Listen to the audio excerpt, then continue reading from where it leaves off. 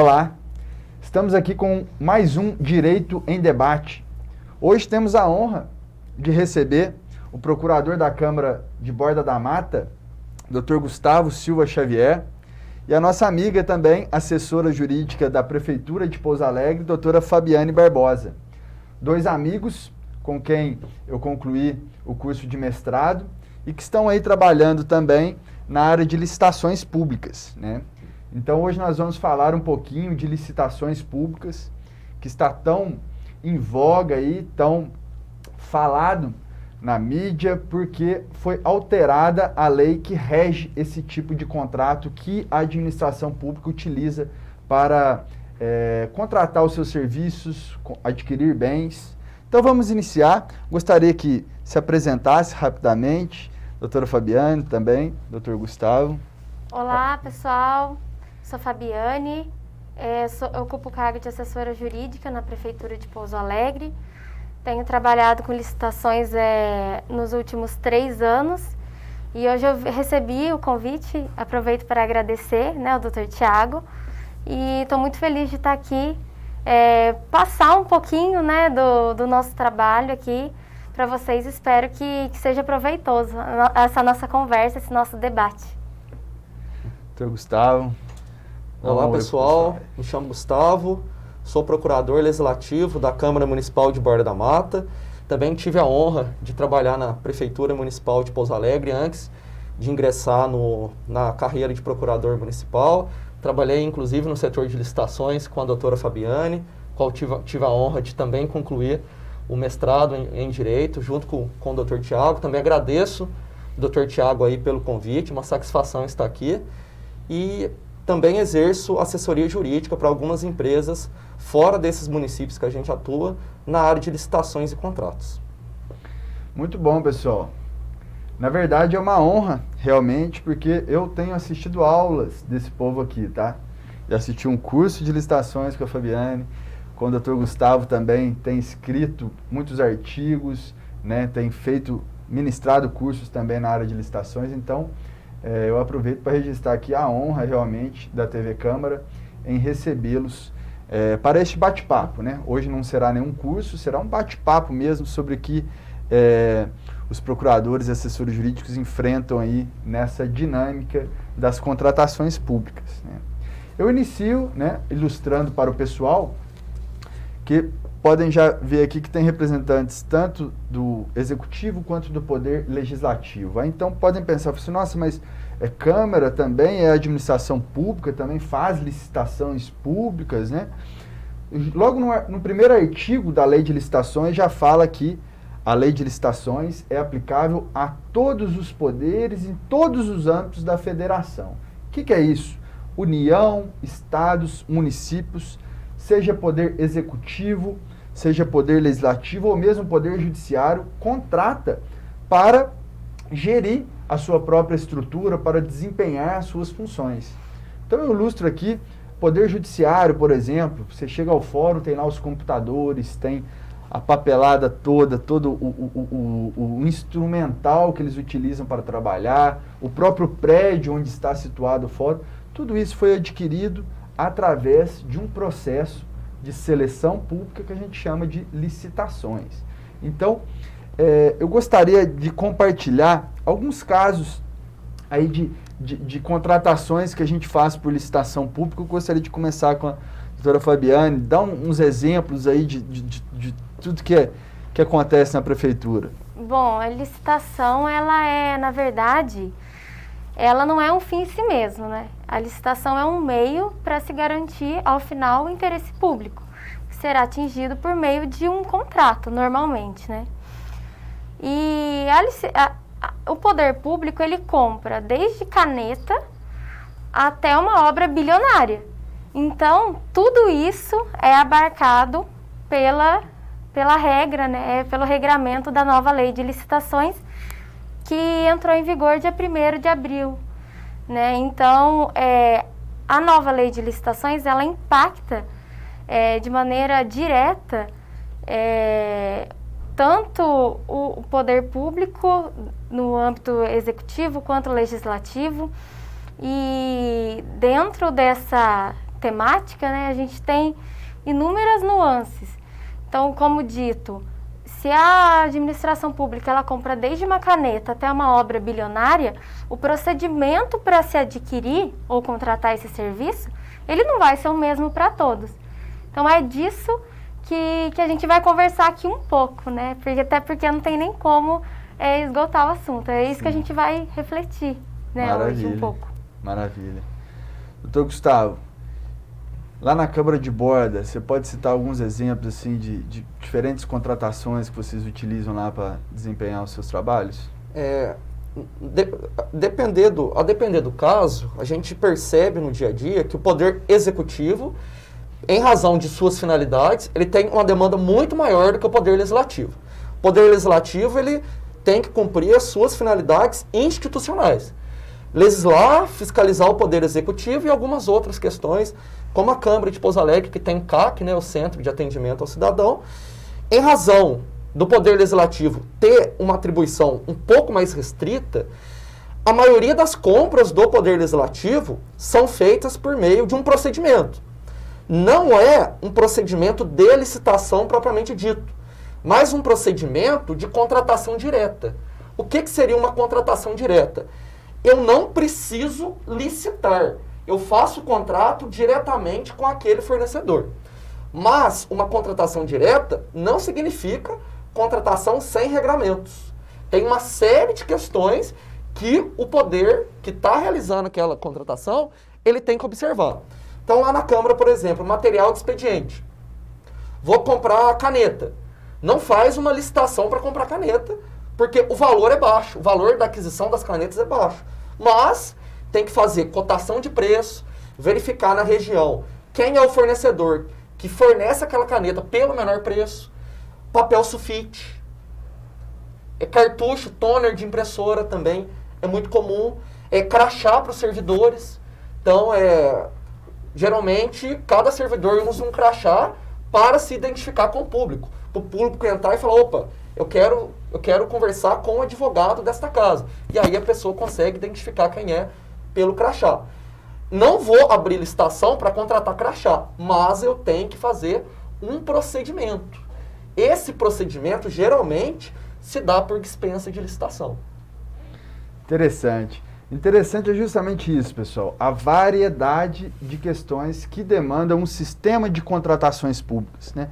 Eu acho que até seria mais adequado que essa lei fosse chamada de lei de contratações públicas, né?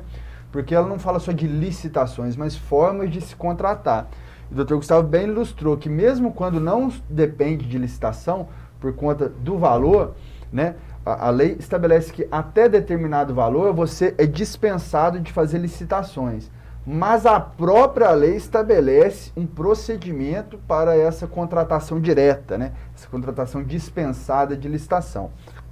Então, eu me lembro aqui de um curso que a gente foi fazer uma vez na ENAP, que é a Escola Nacional de Administração Pública, e estava um pessoal do Exército, da Aeronáutica também, no mesmo curso, porque a lei é a mesma para todo o Brasil, né? Toda a administração pública. Nós estávamos lá aprendendo licitações para tratar dessas necessidades que o Poder Legislativo demanda, e o pessoal estava lá, daqui a pouco um levanta a mão lá, falando assim que eles estavam contratando para adquirir um foguete, né? Falei assim, gente do céu, então aqui tem gente contratando até foguete, avião, aquisição de aviões, até pessoas que estão comprando papel higiênico, não é verdade? Então, tudo. Esse tapete que estamos pisando foi contratado através de um sistema, um procedimento ditado pela lei. O prédio onde estamos foi adquirido igualmente e tudo que envolve a administração, né? Isso tem um porquê, né? O pessoal de casa pode estar pensando, nossa, mas por que isso? É muito mal falada a licitação pública por conta da sua burocracia, né?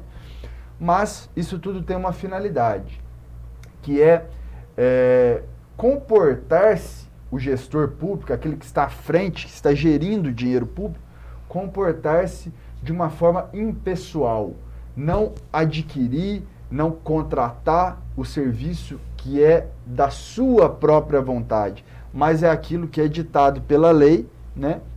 e a lei é a expressão da vontade do povo. Então, ele tem que seguir ali para a contratação do que ele está querendo, ele tem que seguir o procedimento ditado pela lei, é o famoso princípio da legalidade, para diminuir, né, essa vontade pessoal do agente público. O agente público tem que ser um representante da coisa pública.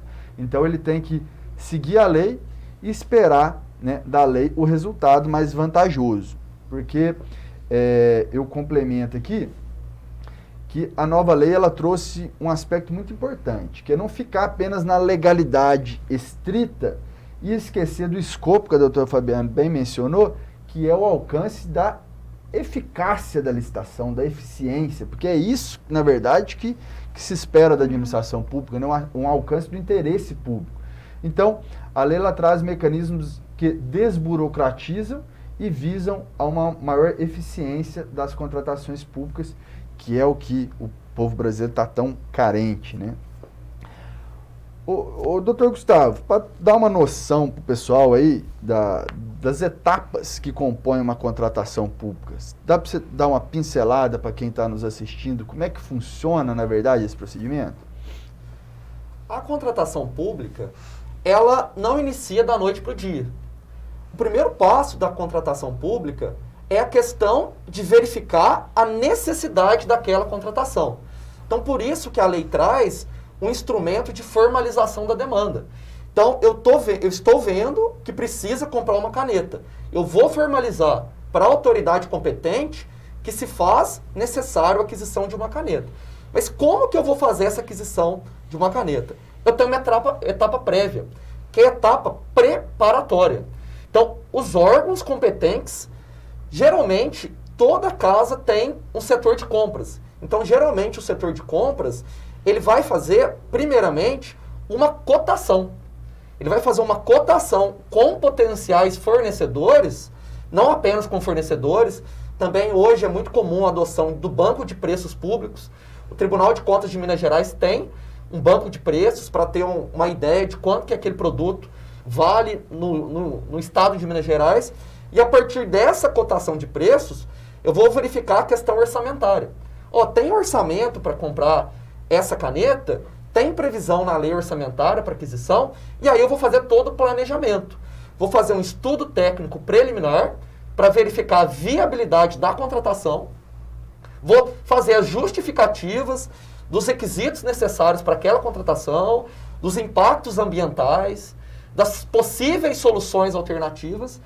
Ao final, depois de terminar toda aquela fase interna, fase preparatória, vai ser elaborado um edital de licitação, caso a situação concreta demande uma licitação.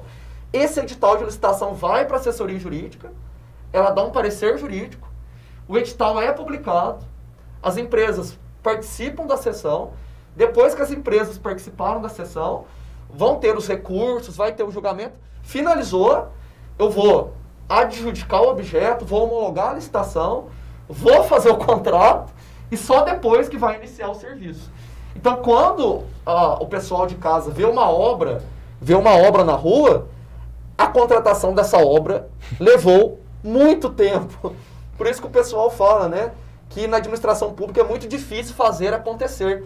Porque, olha, para eu contratar a obra, eu tenho que fazer o projeto da obra, eu tenho que fazer planilha da obra, eu tenho que fazer um estudo técnico preliminar, eu tenho que fazer um projeto básico, eu tenho que fazer um projeto executivo, eu tenho que fazer um edital, eu tenho que fazer a sessão pública, eu tenho que licitar, e aí tem que dar ordem de serviço para só depois iniciar a obra. Então, assim, foi uma resumida muito grande, mas é todo esse procedimento burocrático que as contratações públicas costumam passar. É interessante esse enfoque que você trouxe, porque hoje em dia está se propagando muito que o jurídico ele precisa se aproximar dos outros setores, né? Conhecer as demandas para auxiliar não só num controle de legalidade, mas num controle de eficiência. Então, o jurídico analisar um projeto básico, um projeto executivo, temos cartilhas, né, no Tribunal de Contas, temos todas normas para nos auxiliar a analisar se aquele documento que está ali é adequado ao alcance de uma contratação eficiente, né? Então, é o que a gente chama de governança, todos atuando em conjunto para a finalidade do alcance do interesse público. Gostaria de ouvir agora da doutora Fabiane, o que você acha, né, com todas essas novidades, com todo o que está rolando aí com a nova lei de licitações, qual que é a sua opinião sobre tudo que está rolando por aí, nessa área? Bom, sobre a nova lei, eu acredito assim que apesar de muitas críticas, ela trouxe algumas novidades, alguns avanços, né, alguma modernização. Então, para a gente que trabalha na área, a gente verifica que a nova lei ela ficou mais organizada, ela ficou mais explicada, porque antes, com a lei 8666, a gente tinha que ler a lei, a gente tinha que utilizar orientações dos tribunais de contas. Então, praticamente, não tinha como interpretar a lei sozinha. Você sempre precisava realmente dessa orientação do Tribunal de Contas para aplicar a lei. É óbvio que com a nova lei não vai ser tão diferente assim. A gente ainda precisa, né, das orientações dos tribunais de contas, justamente para que a gente tenha mais segurança jurídica para atuar.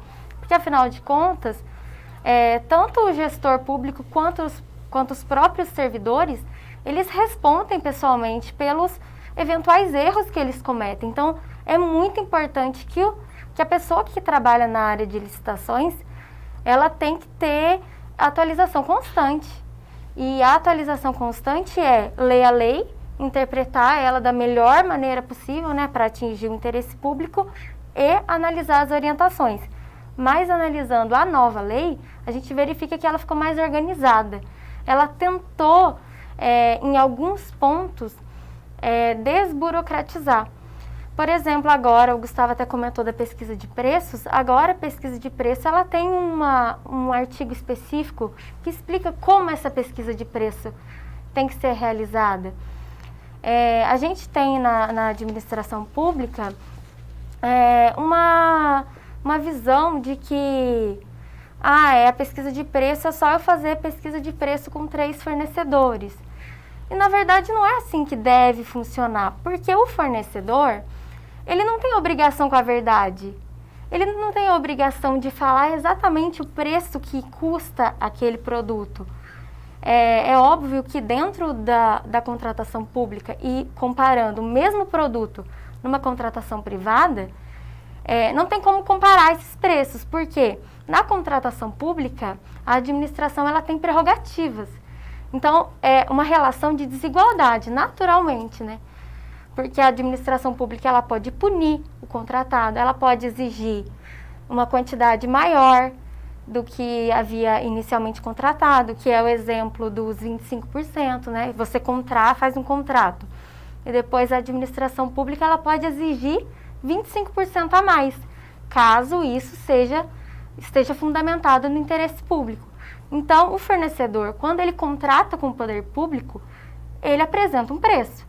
E quando ele contrata no particular, ele apresenta outro. Porque no particular, o pagamento é por cartão de crédito ou à vista. Na administração pública, não. Na administração pública tem todo um regramento. O contratado ele tem que esperar. Ele tem que cumprir o contrato primeiro para depois receber. Então, o fornecedor, lá no momento da pesquisa de preço, isso antes de publicar o edital, né, lá nesse planejamento da licitação, ele não tem a obrigação de falar exatamente o preço do produto. Por quê? Qual que é o interesse dele? Bom, vai ter uma licitação lá naquele município. Eu vou jogar o meu preço lá em cima para a hora que eu for lá na sessão, a hora que depois de publicar, eu apresento um preço real, só que vai ser o mais barato e eu ganho. É isso que todos pensam. Então, o problema da pesquisa de preço só com o fornecedor é justamente isso. A administração pública, ela precisa efetivamente conhecer o preço de mercado. E para isso ela precisa pesquisar em outras contratações que já foram feitas na região, por exemplo, banco de preços, como o Dr. Gustavo mencionou. Tudo isso é muito complexo, é só uma questão, né, do que o Dr. Gustavo mencionou. E tudo isso está já explicadinho na lei, fica muito mais fácil para quem atua lá no setor de compras para que ele possa ter mais segurança para atuar. Porque muitas vezes essas pessoas que atuam, né, no departamento de compras, elas não necessariamente são formadas em direito. Então, a nova lei, ela traz mais detalhado, e eu acho que isso é, de certa forma, um benefício. Perfeito. Que a lei trouxe. Perfeito. Você focou muito bem a questão do orçamento, né?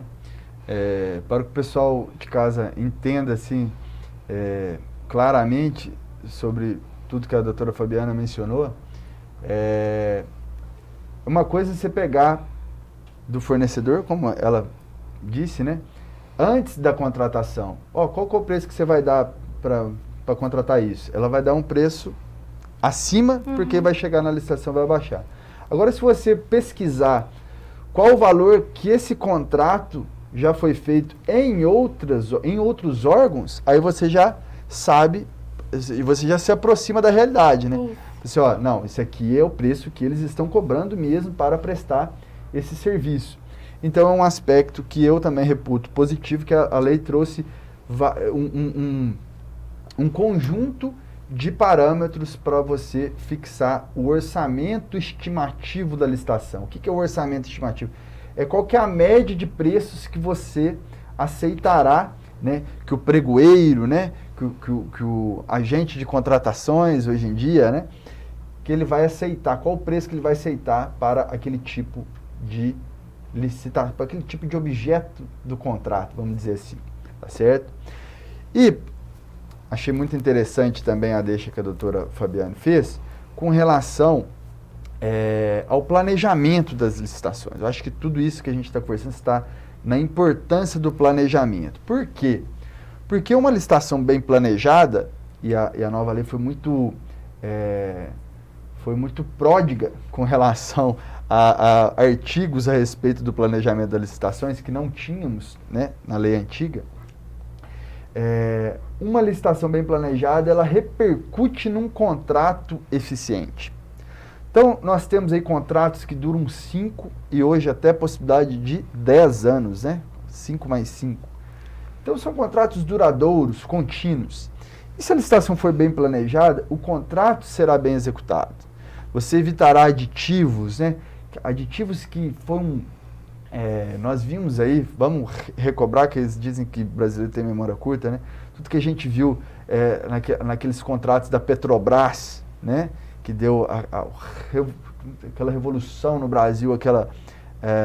como é que chama? Aqui tem tanto escândalo que a gente vai esquecendo. Qual foi esse mesmo? Eu estou com um mecanismo na cabeça por causa do filme. Essa da Petrobras aí, né? Aqueles escândalos de contratos. Tudo isso, tudo que foi feito foi por conta de aditivos em excesso, né? Então você faz ali uma cotação mal feita, uma preparação da licitação mal feita, aquilo gera um resultado no julgamento da licitação direcionado, mal feito também, participam só empresas que estão ligadas àquilo, e aí toda a execução do contrato fica prejudicada. Aí você acha brecha, nossa, mas não estava no processo que o solo tem essa maleabilidade aqui, o solo é argiloso, eu vou precisar de um aditivo para reforçar aqui as bases para o meu empreendimento. Então, mais dinheiro. Daqui a pouco, outra causa, mais dinheiro. Por quê? Porque não foi bem planejada, né? Doutor Gustavo, menciona aí para o pessoal alguns mecanismos da etapa de licitações, com especial enfoque, né, ao estudo técnico preliminar, para o pessoal ver como a lei veio a contribuir nesse aspecto do planejamento das licitações. Em início, né, interessante a gente frisar que agora o planejamento é um princípio, né, que está no artigo 5º da nova lei de licitações, como um princípio, como algo a ser buscado pela administração pública, a questão do planejamento. O primeiro deles eu destaco, que é o Plano Anual de Contratações. Então, vamos dar o exemplo da Câmara Municipal. A Câmara Municipal agora vai ter que reunir no setor de compras e vai fazer um plano daquilo que a gente vai contratar durante o ano. Então, a gente vai fazer um plano anual de contratações, como uma ideia de planejar. Vamos planejar para a gente conseguir fazer contratações adequadas, para a gente conseguir fazer contratações eficientes. Porque quanto mais planejado for, em tese, melhor vai ser aquela contratação. Então, o primeiro mecanismo interessante é o plano anual de contratações. Agora, Perfeito. a lei fala que é facultativo, mas quando eu não faço o plano anual de contratação, eu vou ter que ter uma justificativa muito forte para não fazer. Porque o órgão de controle vai poder falar, opa, não está tendo planejamento, tendo em vista que você não fez o plano anual de contratações. Um outro mecanismo muito interessante, um outro instrumento, é o estudo técnico preliminar. O que seria esse estudo técnico preliminar? É eu fazer um levantamento prévio de todas as questões necessárias em relação àquela contratação. Primeiro, qual que é o impacto ambiental dessa contratação? Essa contratação vai gerar impacto ambiental? Eu tenho que ver no estudo técnico preliminar. Eu tenho que ter uma ideia. Quais são as possíveis alternativas para essa contratação que eu estou fazendo? O estudo técnico preliminar vai trazer. Parcelamento do objeto. No estudo técnico preliminar, eu vou demonstrar se esse objeto vai ser contratado de forma parcelada, se eu vou fazer uma única licitação para contratar esse objeto, dentre várias questões, né, que eu vou trazer nesse estudo técnico preliminar. Esse estudo preliminar, ele vai servir de base para que eu faça a elaboração de um termo de referência, de um projeto executivo, de um projeto básico. Então, ele vai ser a base daquilo que eu vou contratar lá na frente. Inclusive, a base do edital. Porque no estudo técnico preliminar, eu já vou dizer quais são os requisitos necessários para a contratação. A empresa tem que ter isso, a empresa tem que ter aquilo, vai ter que apresentar isso, vai ter que apresentar aquilo. Então, eu faço esse levantamento prévio daquilo que eu vou ter que ter para fazer a contratação. E, por último, assim, que eu gostaria de frisar, que não é novidade, é novidade legislativa, mas existia principalmente no direito privado, que é a matriz de riscos.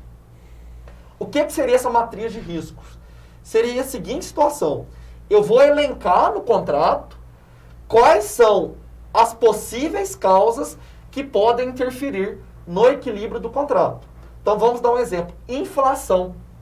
Então agora a administração pública vai colocar no contrato se a inflação pode dar causa ao reajuste do preço do contrato. Reajuste, melhor dizendo, né, ao reequilíbrio econômico financeiro do contrato. Então, vamos dar um exemplo: leite. Quando eu fiz a contratação, o leite custava R$3. Por causa da inflação alta, o leite está custando R$3,80. O particular que vendia a 3 pode pedir para vender a R$3,80? Vamos olhar a matriz de risco? Vamos ver se a gente colocou a inflação como uma causa que dá ensejo ao equilíbrio econômico-financeiro. A gente sabe que a inflação não é causa de reequilíbrio econômico-financeiro. Então, nesse caso, o particular não vai ter direito ao reequilíbrio econômico-financeiro do contrato. Então, destaco esses instrumentos que a nova lei trouxe. São alterações decorrentes de fatos imprevisíveis, né? Isso. E nada mais previsível no Brasil do que a inflação, né? Então não seria uma causa aí de reajuste, né? De reequilíbrio, repactuação financeira do contrato. Bom, eu gostaria de chamar um intervalinho para o pessoal e a gente volta já.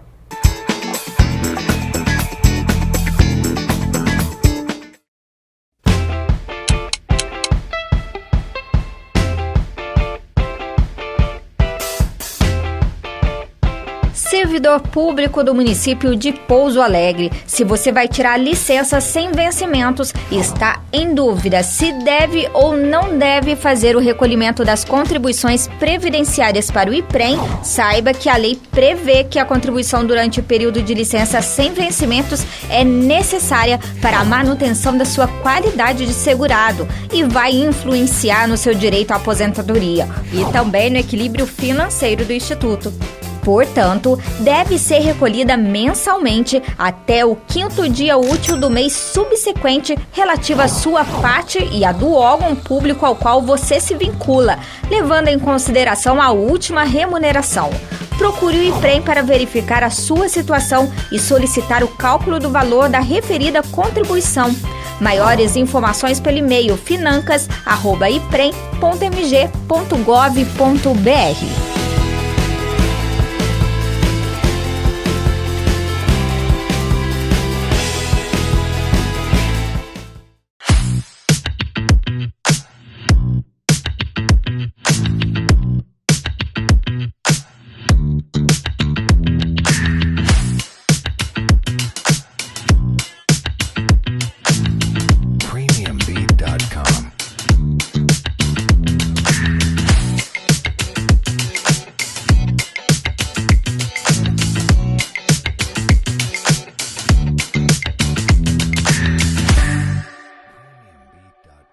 Agora tem Zap do CAC. No Zap CAC você pode se cadastrar e receber as novas vagas de emprego, ter informação sobre os serviços prestados pelo CAC e muito mais. Bom, né? Salva aí o nosso número e manda um oi pra gente. É o 35 997 34 2930. 35 997 34 2930.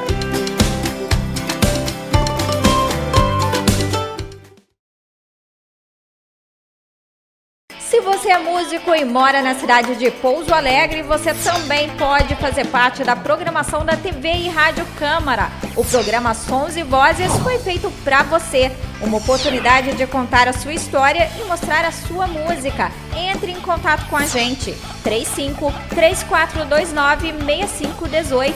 TV e Rádio Câmara de Pouso Alegre. Um trabalho feito para você.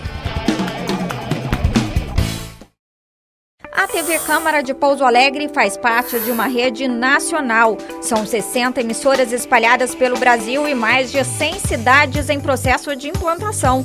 Além disso, mais de 300 municípios aguardam a liberação de um canal. O dia a dia do parlamento pouso-alegrense, os debates entre os vereadores, as propostas de lei, os discursos dos seus representantes na Câmara, sempre ao vivo, as principais decisões para o desenvolvimento da sua cidade. Você só tem aqui, na TV Câmara de Pouso Alegre.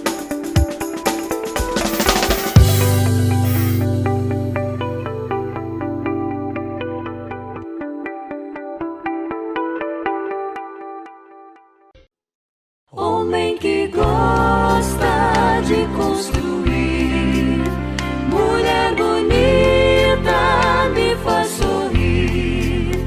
Cidade cresce, vai se expandindo, já é orgulho pro meu país. Vive, trabalha, estuda e é feliz. Aqui o sonho é realidade. Quando cheguei aqui para viver, eu consegui tudo que sempre quis.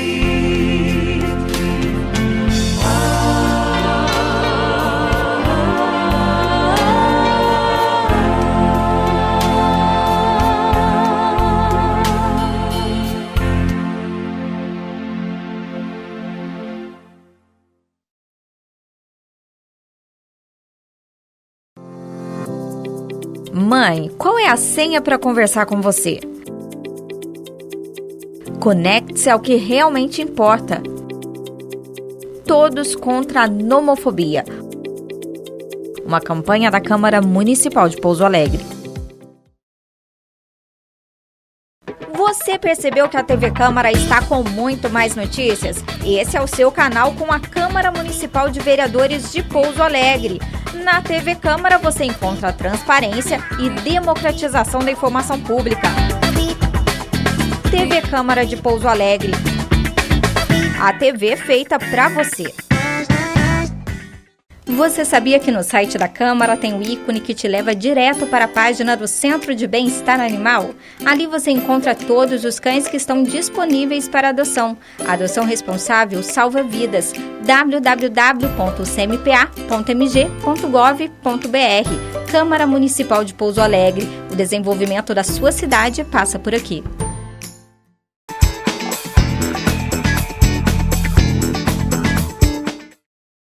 Bom, estamos aí de volta com o nosso programa Direito em Debate, aqui com a doutora Fabiane e o doutor Gustavo. No último quadro, né, o doutor Gustavo estava mencionando alguns instrumentos de preparação para as licitações que a gente frisa serem muito importantes, porque o que a gente quer no final das contas é um contrato bem feito, que é isso que vai chegar na ponta da sociedade, né? É isso que a gente vai ver na rua, é isso que a gente vai... É a contribuição que a administração dá para a sociedade através dos seus contratos, correto? E eu gostaria só de frisar, Gustavo, o plano anual de contratações, que esse eu acho assim um instrumento ao lado do estudo técnico preliminar também, mas eu acho um instrumento que revoluciona a administração pública, porque a gente vê muita descontinuidade nos programas públicos, não é? E os tribunais de contas estão batendo muito nisso. Então, chega lá um gestor, começa a fazer uma obra, construir uma escola.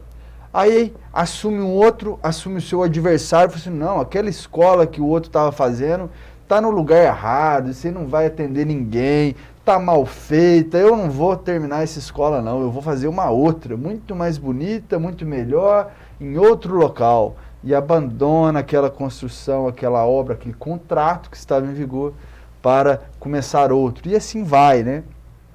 Nós, eu e o doutor Gustavo, a gente pode mencionar aí, né, uma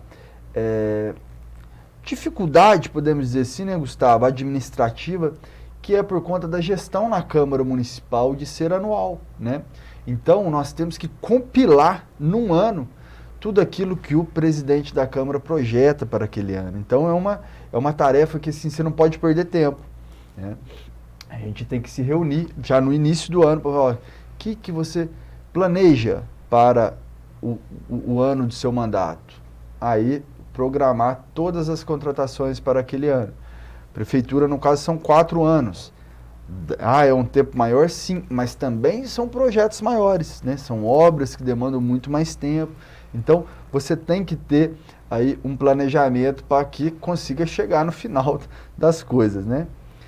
Doutora Fabiane, então vamos dar um pulinho lá para o contrato, né? Falamos de planejamento de licitações, agora os contratos. Você consegue mencionar aí alguns problemas na execução dos contratos decorrentes de falhas no planejamento da licitação? Bom, o planejamento ele é a regra, né, Thiago, doutor Thiago? A gente fala que, assim, planejar é essencial, porque as consequências da falta de planejamento, elas vão ser sofridas pela própria população, porque são obras paralisadas, obras que eram para ser entregues em determinada data e, na verdade, elas são entregues muito depois. Desperdício de recurso público, dispensas emergenciais criadas, porque como o doutor Gustavo estava mencionando, a regra é a licitação, a dispensa ela é uma exceção, né? A gente tem que interpretar dessa forma, contratação direta ela é uma exceção, então tem as dispensas emergenciais que são criadas, às vezes pela falta de planejamento, então tudo isso é muito prejudicial, tanto para a administração pública, que tem que enfrentar e apagar esses incêndios, né, do decorrer ali do ano, como são percebidos pela população. É muito falado, né? O pessoal de empresa critica muito. Eu lembro que eu fiz uma live logo no início do vigor da lei de licitações, eu fiz uma live com 2 colegas que prestam assessorias para empresas. E eles mencionaram, foi até interessante, porque ficou eu do lado do setor público, meio que falando assim, as empresas não conseguem fazer pedido de reequilíbrio econômico-financeiro. E eles, não, os procuradores só negam os nossos pedidos de reequilíbrio econômico-financeiro. Para quem está em casa, reequilíbrio econômico-financeiro é o que o Dr. Gustavo estava mencionando. A empresa oferece um valor pelo serviço e, em decorrência de circunstâncias posteriores à assinatura daquele contrato, o valor tem que mudar, porque aquele contrato ficou de uma forma deficitária, ficou prejudicial para o contratado, para a empresa, ela está tendo prejuízo com aquilo. E o correto em contratos é um equilíbrio, né? Um tanto que a administração paga correspondente ao tanto que a empresa presta. Então, quando há circunstâncias que mudam esse equilíbrio, e aí podemos citar, né, a inflação ou alguma outra circunstância excepcional, podemos citar inúmeras coisas, uma enchente, uma pandemia, tudo que muda, né, impacta na execução do contrato, tem que ser revisto, né, nas suas cláusulas econômicas, nos seus valores. E aí é o que a gente chama de reequilíbrio econômico-financeiro. O que você acha? A lei de licitações trouxe mecanismos para melhorar essa relação entre a administração e o contratado?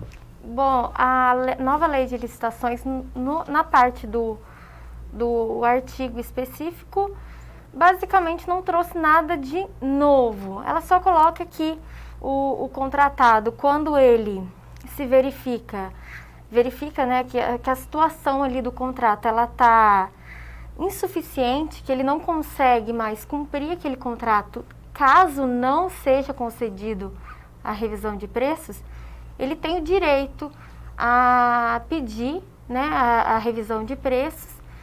E em caso, quando o contratado comprova que ele tem direito, a administração pública ela tem que dar. Porque o licitante, o que ele busca, né, o empresário? Ele busca lucro. Por outro lado, a administração busca o quê? Atender o interesse público. Então, são interesses divergentes. Mas, se a administração pública não concede a revisão de preços, esse contratado ele vai ter prejuízo. E prejuízo para uma empresa é fechar suas portas, mandar a gente embora. E isso vai contra também ao interesse público. Então, na verdade, a lei ela traz esse direito ao contratado por conta disso. Quando ele vai apresentar o preço dele na proposta, esse preço ele tem que ser mantido durante a contratação. E acontecem situações excepcionais depois que o contrato se inicia. Então, nesses casos, a administração pública ela tem que conceder. Mas, igual eu mencionei, tem que estar comprovado. A pandemia ela veio para desequilibrar todos os contratos. Verdade. Então, assim, a inflação, por si só, ela não é motivo para se alterar o valor do contrato. Mas, em muitos casos, o contratado ele demonstra que o preço dele foi alterado por questões da pandemia, né? A pandemia ela afeta diretamente a questão econômica do Brasil. Então, isso não pode ser ignorado pelo gestor público. E a nova lei de licitações, ela trouxe de forma muito bem explicada como que esse pedido tem que ser feito. Esse pedido de revisão de preços, ele tem que ser feito antes de uma eventual prorrogação. Porque quando o contratado ele assina uma prorrogação de um contrato contínuo, de prestação de serviço contínuo, ele está atestando que ele consegue, por mais um ano, por exemplo, continuar com aquele preço. Então, a lei foi clara no sentido de que o contratado ele tem que falar, olha, eu quero pedir a revisão de preços e depois eu quero prorrogar esse contrato. Então, isso ficou bem claro na nova lei de licitações, porque isso era uma questão muito debatida antes, né, da nova lei. Uma outra questão também é que agora na nova lei de licitações ficou claro que o gestor público ele pode conceder a revisão de preços, né, o reequilíbrio econômico-financeiro, mesmo depois que o contrato acaba. Só que esse pedido tem que ter sido feito antes de terminar a sua vigência. E esse pagamento ele vai ser feito por meio de uma indenização. Mas agora está na lei, é devido. E aí o gestor público ele pode pagar, conforme a lei, de forma mais segura. Então, acho que a nova lei de licitações trouxe essa questão mais detalhada, né, o que gera mais segurança jurídica, tanto para o administrador e para o próprio empresário, porque, afinal de contas, ele tem esse direito. E por isso que é muito importante, né, o Gustavo atua nessa área também, de assessorar essas empresas. Porque essas empresas, muitas vezes, pela falta de assessoramento, elas acabam como se diz, perdendo dinheiro ali na mesa. Elas acabam abrindo mão de direitos que elas muitas vezes nem sabem que têm. Exatamente. A gente fica triste, né, Gustavo, quando a gente acompanha uma licitação e aí a gente vê as empresas que às vezes oferecem, vou colocar agora vou voltar um pouquinho na licitação, mas na sessão de licitação, porque vamos colocar aqui, vamos resumir então em 3 partes: planejamento da licitação, a sessão de licitação, que é a sessão de julgamento, para ver qual que é a empresa que vai ser a contratada, e posteriormente a execução do contrato. Na sessão da licitação, onde que vão ser analisadas as propostas e os documentos da empresa, temos 2 etapas que a lei, graças a Deus, ela unificou. Porque antes o pregão era de um jeito, a concorrência, tomar de preço, o convite era de outro. Você analisa, hoje é de uma forma só, para ambas as modalidades. Você analisa primeiro as propostas. A empresa X foi a que ofereceu a melhor proposta. Aí você vai abrir os documentos de habilitação dela, que são os documentos que vão comprovar que é uma empresa sólida, que é uma empresa montada, com o seu CNPJ em dia, que é da área, né, do objeto que está sendo contratado. Se for exigida alguma circunstância especial, né, alguma qualificação técnica, alguma habilitação, se for um engenheiro, tem que ter um CREA, tem que ter alguns requisitos especiais, é nesse momento que é analisado. E o que a gente vê com frequência? Com lamentável frequência, né? As empresas vêm e oferecem propostas interessantes, só que por falhas documentais, por você vê ali que é falta de planejamento agora da empresa, ela tem que ser inabilitada e não vai poder contratar com a administração pública. Então, são circunstâncias que frisam essa necessidade de preparação, não só da administração pública, né, de quem atua no setor público, mas também de quem atua no setor privado. Então, eu ressalto sim a importância que vocês mencionaram, né, numa assessoria jurídica para as empresas, né, as empresas, né, se cercarem de pessoas que os auxiliem, que contratos públicos é uma das coisas mais interessantes na economia brasileira, né? Se você pegar o número de valores decorrentes das contratações públicas, é o maior contratante brasileiro, sem dúvida, é a administração pública. São trilhões de reais por ano. Então, as empresas acessarem esse mercado, principalmente em momentos de crise, né, é um negoção. Né? Então, é muito importante, socialmente falando, né, para a sociedade, saber trabalhar com licitações, saber trabalhar com contratações públicas. Doutor Gustavo, nós estamos encaminhando para o final. Você gostaria de ter algum ponto da licitação que deixou de ser falado, que você gostaria de focar, dar mais um recado para o pessoal aí? Eu gostaria de frisar essa parte final que foi falada sobre essa questão de empresas que vão participar da licitação, muitas vezes tem o menor preço, né, que é o melhor preço para a administração, e são inabilitadas por falha na documentação.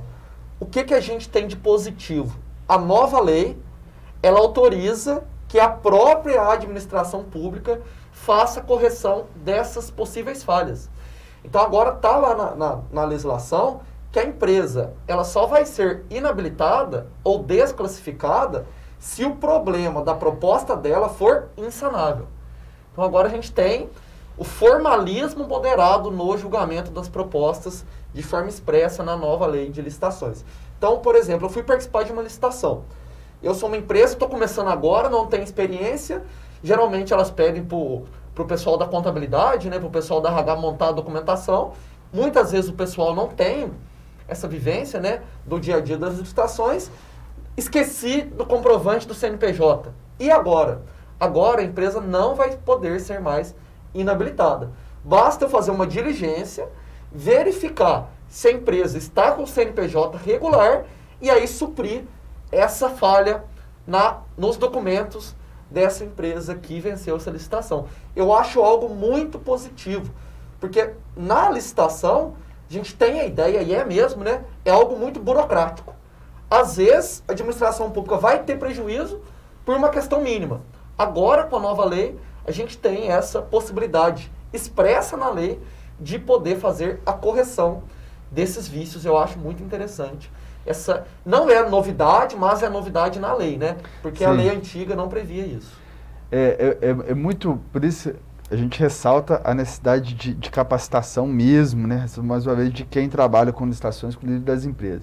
Porque o que acontece? Esse formalismo moderado, apesar de hoje estar expresso na lei, como você já tinha dito, já vinha, né, sendo reconhecido amplamente na jurisprudência, né? Os tribunais de contas, todos aceitavam essa forma de se comportar da administração. Só que algumas empresas elevam esse formalismo moderado e muitas vezes cometem alguns erros em preenchimento de planilhas, por exemplo, que você, mas aí você vai mudar a sua proposta, né? Se você corrigir isso agora, você mudou a sua proposta. Você vai reformular a sua planilha inteira. Não, mas por causa do formalismo moderado eu posso. Não é assim, né? São documentos que já existem e que você esqueceu de trazer, alguma coisa que a gente pode entrar na internet e verificar lá que a empresa está ativa, isso aí beleza.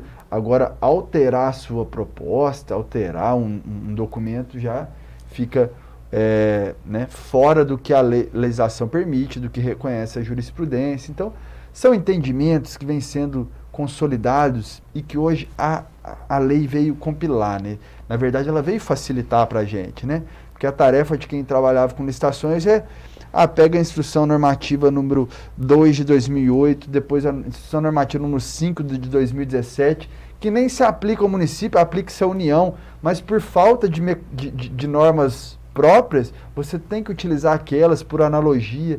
Então havia o que a gente chama de insegurança jurídica. Hoje não, todos esses entendimentos, né, não todos, mas boa parte deles veio para a lei facilitar o nosso trabalho, né, Fabiane? Você gostaria de também complementar, dar um último alô pro pessoal aí? Tem um professor, ele chama o professor Marcos Nóbrega. Ele fala Fantástico. Adoro ele. Inclusive eu assisti a sua live, viu? Com o Thiago e o... Com o Paulo Henrique? Eu assisti. Bacana. Esqueci de comentar. Parabéns Valeu. pela live. Eu estava lá estudando. Que bom, que massa. Esse professor, ele fala o seguinte, que a nova lei de licitações, ela é como se fosse um jogo de peças, né? Um Lego. Tetris. E o Lego você pode montar, assim, aqueles joguinhos, né, de pecinha, você pode montar um carro, você pode montar um castelo, ou você pode ficar ali montando de forma aleatória. Então, ele faz essa metáfora, que a nova lei de licitações, ela não é perfeita, não é a lei que os juristas esperavam, né, o pessoal assim mais crítico, mas tem mecanismos e, se bem utilizados, eles podem vir a formar esse castelo, formar esse super carro. Então, vale para cada licitação saber montar, saber utilizar esses mecanismos que a nova lei trouxe para atingir, né, o objeto do contrato. E nesse papel de montar, ele fala muito do papel da administração pública. E a gente, né, aqui junto, chegou à conclusão que, na verdade, não é só a administração pública, né, é também os contratados, né, porque eles também fazem parte disso. Então, é muito importante que nós todos estejamos sempre atentos, né, à nova lei de licitações. Quem atua na área tem obrigação, né, de estar por dentro e buscar extrair dela o melhor que ela tem. Porque, afinal de contas, ela não é perfeita, mas é o que temos, né? Perfeito. Joia. Muito bacana. Né, gente? A gente está falando aqui, né, trazendo essas novidades da nova lei mesmo, né, que entrou em vigor neste ano, em abril, né? Tem 2 anos para as empresas se adaptarem, as empresas não, né? A administração pública e também as empresas se adaptarem. Nesses 2 anos elas podem escolher entre a lei antiga, trabalhar com a lei antiga, ou a lei nova. É a administração que vai fixar isso quando ela abrir a licitação. Não, essa licitação será feita pela lei 8666, que é de 93, né? Uma lei que vigorou aí por 28 anos, né? Vigorou por muito tempo, então já era realmente bem ultrapassada. E aí, depois de 2 anos, o que vai dar isso? 2023? Depois de 2023 aí é só a Lei 14.133 de 2021. Bom, gente, eu fico muito satisfeito, né, de recebê-los aqui, esses juristas fantásticos, esses advogados promissores que eu tenho a honra de ser amigo. E também muito satisfeito de passar para a sociedade essas noções, porque licitações é uma coisa que toda a sociedade deve acompanhar, né? Os valores das licitações, o que está sendo contratado, porque é aquilo que o seu representante está fazendo quando está no poder público, né? Assim, não, eu votei nessa pessoa para realmente fazer isso, é isso que eu esperava dele? Sim. Então é através, sim ou não, né? É através desse acompanhamento que a sociedade faz que melhora, inclusive, a democracia. E hoje, só para finalizar, prometo, a própria lei de licitações traz mecanismos de fiscalização social. Um deles é a necessidade, né, a obrigatoriedade de divulgação de todos os atos licitatórios, desde a fase preliminar até os aditivos contratuais que foram feitos ao decorrer da execução contratual. Tudo isso em sítio eletrônico, né? As sessões de licitações têm que ser gravadas e transmitidas, né, pelas ferramentas tecnológicas disponíveis. Então, ficou muito mais fácil para a sociedade acompanhar o que é feito no poder público. Bom, pessoal, agradeço mais uma vez, tá? Agradeço ao pessoal da TV Câmara por todo esse auxílio e fiquem com Deus. Um abraço.